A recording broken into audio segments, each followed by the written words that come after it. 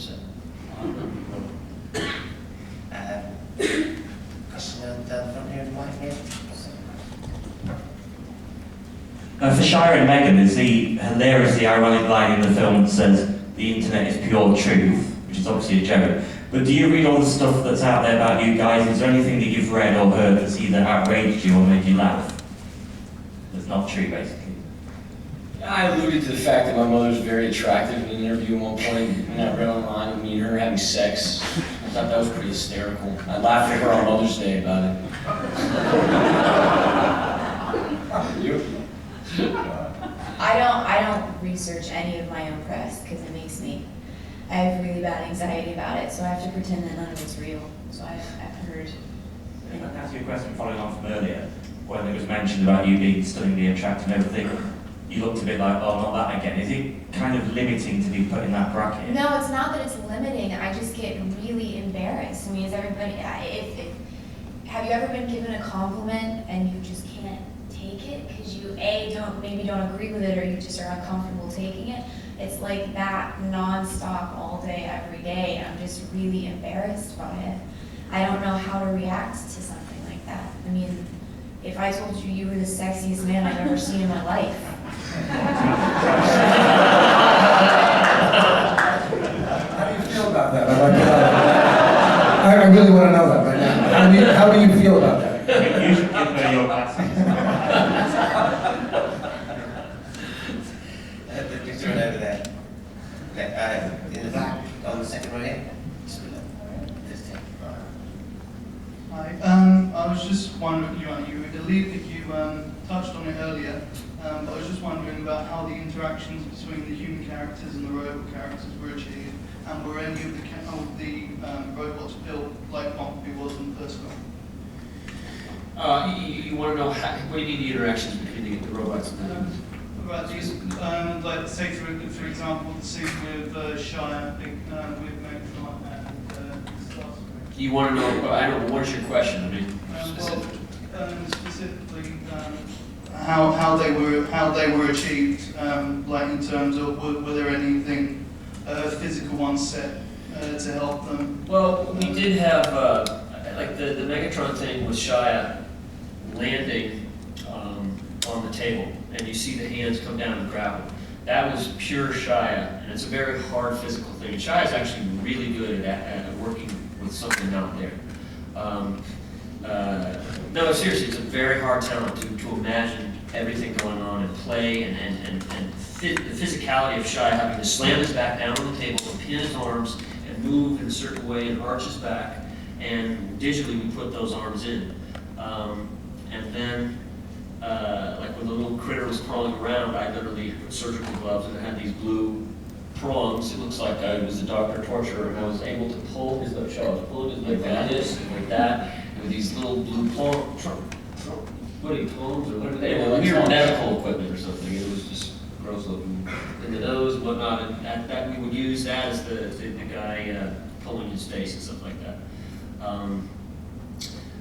Sometimes it's just easier when it's four of them in a scene and there's an actor actually playing off them, you know, like the Jetfire thing.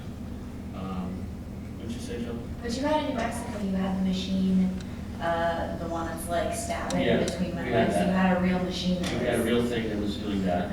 We have a lot of real pieces of robots that we're able to use, but sometimes slows you down. Gentleman in the shirt and then taking the line. A question for Megan. I've read somewhere that you said you're afraid of Hollywood. Is that still the case? That I'm afraid of Hollywood? Yeah, because you were afraid of losing your life, private life. I mean, I can't, in my head, I don't know which exact quote you're referencing. I think I was probably just talking about like the inner workings of Hollywood, like young Hollywood, the Hollywood lifestyle. I just sort of fear that because you can so quickly become overexposed.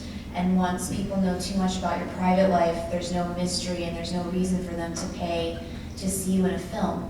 And I think that's something that's almost impossible to avoid in Hollywood currently. And maybe that's why there's no real film stars anymore the way that there were in the 50s. I think that's sort of like there's a dying breed of movie star, and that's why the overexposure on the internet and the media with paparazzi and whatnot. Thank you. And the lady in the line was there. This is to Shire, Megan and John. If you could transform into anything, what would it be and why? This question's been asked for 2 years now. Listen, if I could I'd transform into a good answer to that question. I agree. There's no good answer to that, John.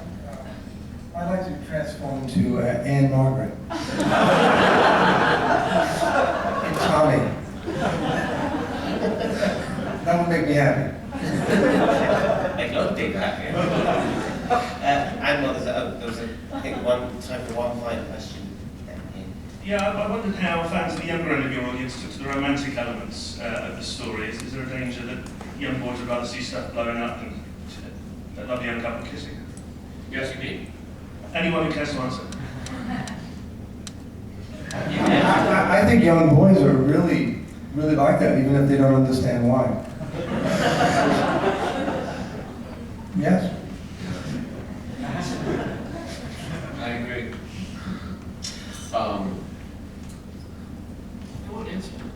Josh got it, you just got it. I mean, you have to have some sort of romantic element to the movie, or else it's just nonstop robot violence. Like, there has to be something else has to happen, so you feel like you're a part of something that could possibly be real or believable. And I don't think any of the kissing scenes got too intense. Like, the love scenes were really tame. They're they're PG. They're not even PG-13. So. We learned Shia can't kiss too well, by the way. Yeah, he keeps bumping noses. Shia, cut, Shia. Hey, was that true? That's not true. There you have it. There you go. Sealed with a loving kiss. Ladies and gentlemen, that is all we have got time for. So thanks to Michael Bay.